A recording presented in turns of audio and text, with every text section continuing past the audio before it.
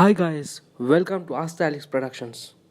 Today I'm gonna bring you a super interesting video about a drone on Thalis Tech SL. Yes, this is Mavic Pro drone. First of all, I would like to give a big thank to Renardt, my friend. He is from South Africa, and he's the owner of this drone. Thank you, dude.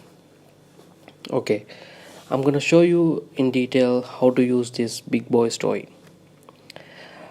Before we start, I would say subscribe to our channel and press the bell button also, so you will get so many interesting videos in future.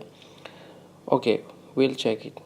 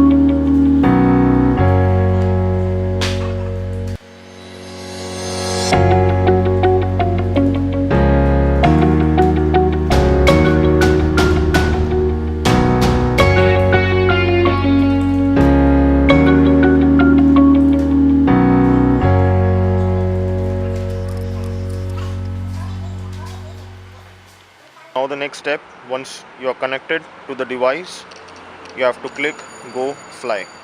Once this is done, you will get this camera view. This is the whole console of the view which you get from the camera which is connected to the drone.